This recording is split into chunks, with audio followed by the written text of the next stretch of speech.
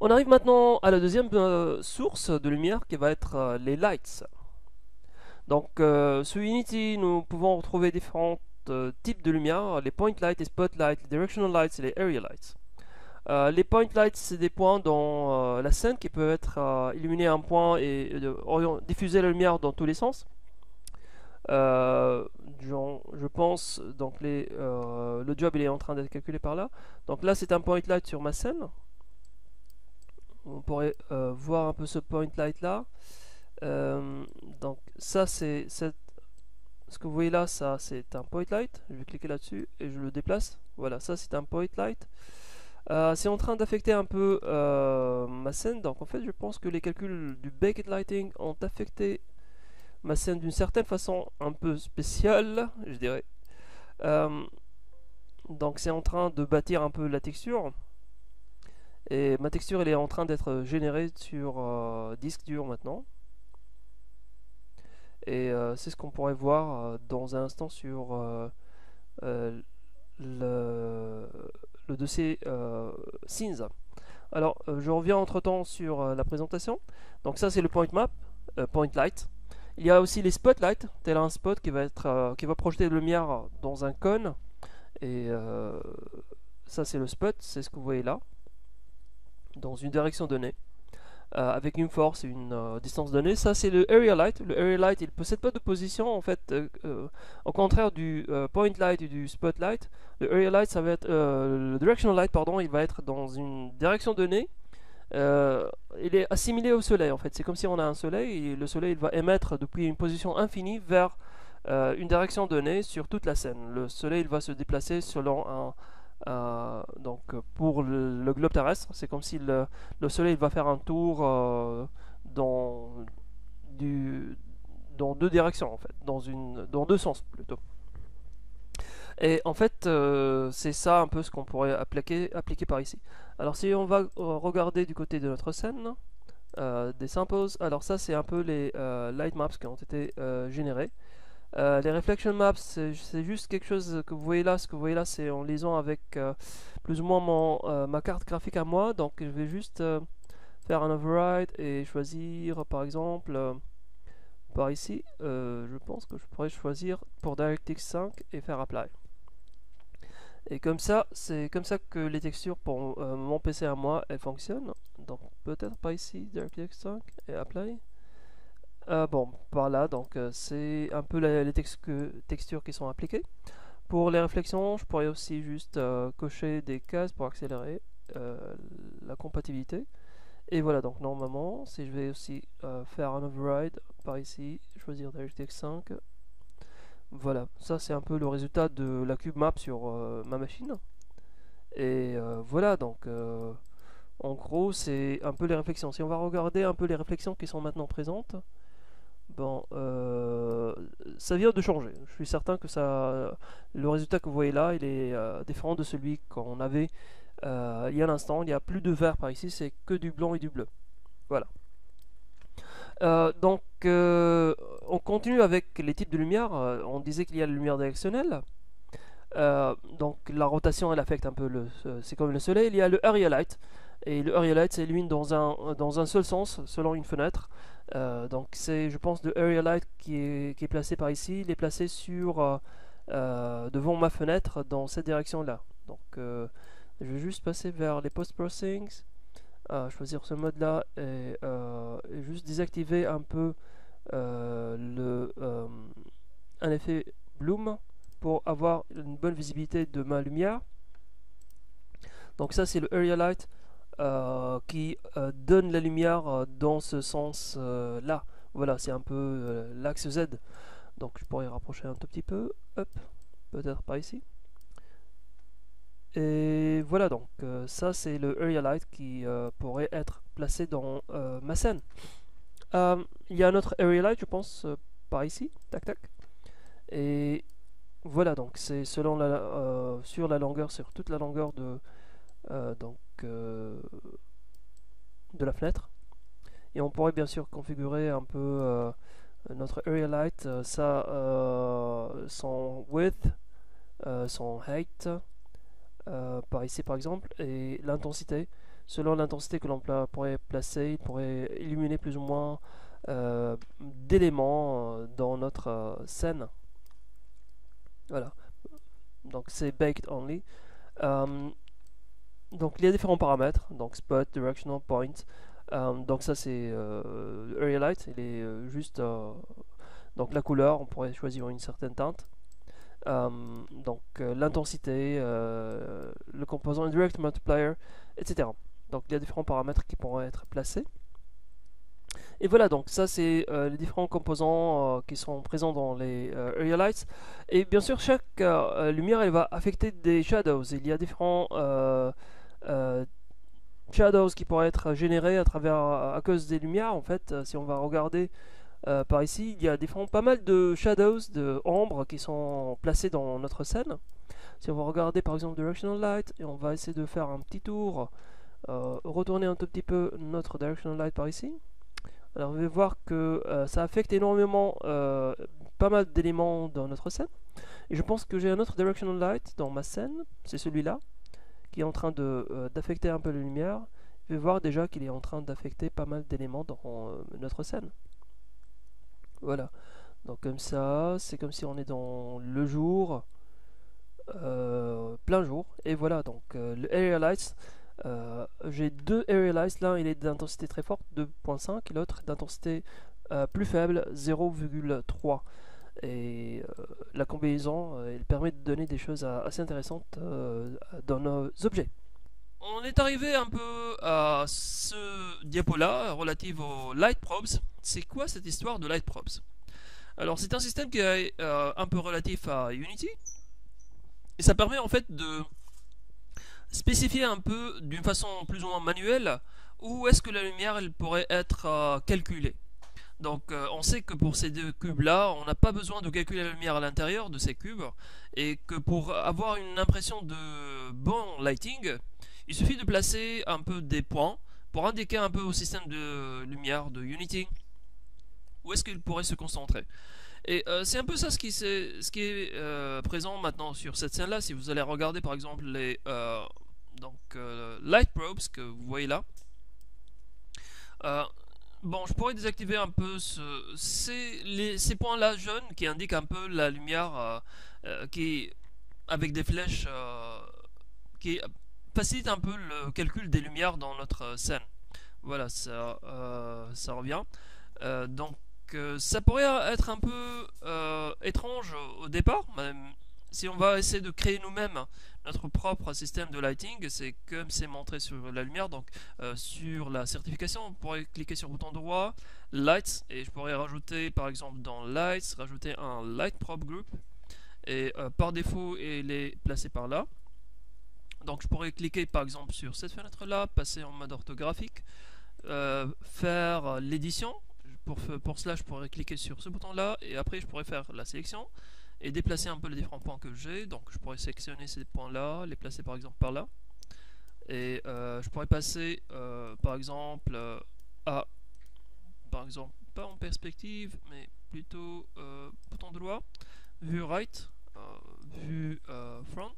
Voilà, ça marche. Donc je vais sélectionner ces points là, hop, les placer par exemple par ici, sélectionner ces points là, les placer en haut. Ces points là, bon, je vais les laisser, je vais dupliquer par exemple, duplicate selected, et je pourrais faire un drag and drop. Peut-être aussi sélectionner ces points là, faire un CTRL D je pense, pour faire la duplication, et ça marche. Et voilà, petit à petit on pourrait passer, peut-être choisir le mode de fil de fer, wireframe, et je pense que ça pourrait aider un peu à la visibilité. Voilà, donc je sélectionne ces points là, je fais CTRL D et je duplique. Et petit à petit, on pourrait placer nos light probes pour couvrir un peu toute la scène et voir où est-ce que la lumière elle pourrait être réfléchie.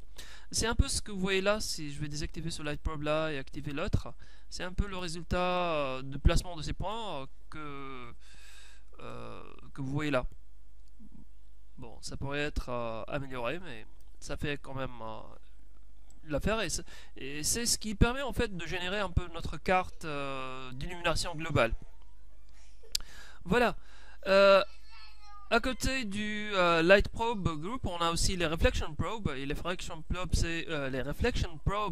c'est ce qui permet en fait d'aider au calcul des réflexions. C'est indiqué par ici le Reflection Probe. Et c'est cette sphère-là qui est placée en fait dans ma scène. Et je pourrais voir un peu le volume qui est considéré par ma sphère. Donc je pourrais réduire un peu le volume par ici, parce que j'ai pas vraiment besoin d'avoir le toit en réflexion. Et je pourrais donc le mode par défaut, donc ça c'est ce qui est vu en haut, en bas. Le mode par défaut c'est le mode baked par ici de préférence, et je pourrais taper sur bake. Ça pourrait prendre un peu de temps, et rapidement après ça pourrait considérer un peu les différentes réflexions qui sont présentes dans ma scène. Et ces réflexions là, ils sont de façon plus spécifique visibles par ici sur le robinet, qui est assez réfléchissant. Et ce robinet là, il contient un matériau en chrome avec un aspect de smoothness à 100% et metallic à 100%. Et c'est ces paramètres là qui permettent d'avoir un peu cette réflectivité. Donc là, le metallic il est à 0, le metallic à 1. La smoothness, c'est un peu aussi la spécularité qui est obtenue. Voilà. Donc en gros, c'est ça, le Reflection Probe et le Light Probe. Ce sont deux sous-options à Unity qui permettent d'accélérer un peu les calculs des réflexions et des lumières. Voilà, donc il y a différents paramètres pour chacun d'entre eux. Le Lighting Window, on l'a vu il y a l'instant, donc c'est cette fenêtre-là. Le Environment, ça contient un peu la possibilité de choisir le Skybox, une source de lumière. On pourrait choisir une source de lumière, c'est quoi, le Skybox ou bien autre, Gradient ou bien Couleur. Des paramètres pour l'intensité. Le Ambient Mode, ça serait de préférence Baked pour accélérer les calculs. L'Environment Reflections, donc les réflexions aussi, où est-ce qu'elles sont. Et la résolution des réflexions, c'est quoi. La compression, ça pourrait être compressé ou non. Et le nombre de bounces et d'intensité. S'il y a des paramètres pour le real time, est-ce qu'on pourrait le choisir ou non. Le mixed lighting, il y a aussi les paramètres par ici, si on peut utiliser des baked lightings ou non. Donc là c'est l'algorithme plus ou moins qui permet de générer un peu la light map. Cette image en fait qui est placée dans le dossier scène, sous le dossier relatif à ma scène, cette image là, la light map. Donc ça c'est l'algorithme plus ou moins Enlighten. Les paramètres de résolution en direct, light map resolution, light map padding, la taille de notre texture, la compression des light maps, l'occlusion ambiante si elle va être présente ou non. On pourrait choisir plein de paramètres. Le final gather c'est un autre paramètre qui permet d'améliorer aussi la crédibilité de notre image, et plein d'autres paramètres. Donc là si on va choisir d'activer par exemple le fog, si on va choisir fog, je viens de le cocher maintenant, ça va prendre un peu de temps je dirais. Voilà, donc le fog, et je pense que je pourrais choisir une densité. Hop. Bon, alors on va laisser un peu les effets en fait pour la vidéo qui va suivre, parce qu'on va choisir un autre composant autre que celui-là que vous voyez pour avoir les effets. Donc là c'est la global map, celle que nous avons, ça c'est l'intensité et la directionnalité. Et les object maps, en fait chacun des objets ils pourraient être placés pour avoir une map à lui. Voilà, donc ça c'est pour la lighting window, les différents paramètres. Et juste pour indication, en fait il y a différents pipelines, différentes étapes qui sont suivies pour générer le lighting, la carte de lighting. Donc il y a le pipeline ancien, ce qu'on appelle ce qui était appelé le real-time GI, Global Illumination. Il y a maintenant le nouveau mode qui va par exemple commencer par créer la géométrie, faire de l'anti-aliasing pour améliorer un peu les bords, créer, donc c'est un peu les étapes: create baked systems, baked resources, baked AO, export baked textures, baked visibility, baked direct, ambient and emissive. Donc les lumières ambiantes et émissives vont être calculées à ce niveau-là. Ensuite, Create Baked Systems, Bake Runtime, Upsampling Visibility, Bake and Direct, Final Gather et Bake Probes, Set et Compositing. Et la composition, c'est ce qui permet en fait de mélanger toutes les images qui sont générées à partir de ces différentes couches-là. Voilà. Juste le troisième type de source de lumière, ça pourrait être les matériaux émissifs. Et tout simplement, pour avoir un matériau émissif, il suffit de cliquer sur l'option. Donc, si on veut partir sur un matériau, l'option de Emission. Voilà. Donc, on clique là-dessus et on pourrait choisir une teinte. Hop. Et notre matériau pourrait être émissif, par exemple, avec une couleur jaune. Et voilà. Donc, vous voyez déjà que ce matériau-là, il va devenir une source de lumière. Et si on va refaire le calcul de la lumière par ici, le baking, en fait, il pourra illuminer d'une certaine façon son entourage afin de changer la carte d'illumination globale. Voilà, donc on pourrait choisir, donc, comme vous voyez là, différents paramètres et ça pourrait affecter l'illumination. Enfin, il y a les shadows, ce sont des paramètres qui ne sont pas présents en fait seulement sur les lumières, mais aussi sont présents sur les maillages. Donc si on va regarder par exemple Directional Light, donc là les paramètres de Shadows, c'est ce qu'on vient d'indiquer ici. Mais si on veut partir par exemple sur l'un des objets qui sont présents dans notre scène, la kitchen par exemple, et si on va regarder par exemple un objet dans le Mesh Render, dans le Lighting, vous pouvez voir qu'il y a déjà des paramètres comme les Reflection Probes, Anchor, Cast Shadows, On ou bien Off. Et on pourrait choisir des paramètres de recevabilité des shadows au niveau du Mesh Render lui-même. Donc ça c'est le composant qui va permettre d'afficher le maillage. Par exemple pour le Interior, aussi on pourrait choisir de mélanger un peu les probes d'une certaine façon et de gérer un peu les shadows d'une certaine autre façon. Et en fait, les shadows ils pourraient être améliorés avec différents algorithmes. Il y a certains problèmes de shadows parfois qu'on appelle les shadow acne et qui pourraient être bien sûr améliorés selon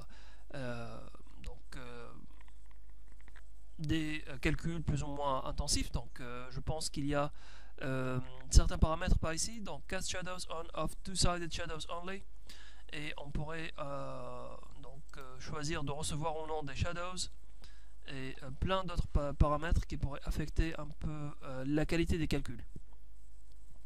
Enfin, donc on arrive à ce niveau-là à la fin de la partie relative aux matériaux, aux trois sources d'illumination de notre scène. Dans la prochaine vidéo, on pourrait attaquer un peu les post-processing effects et voir la liste des effets que l'on pourrait rajouter sur Unity.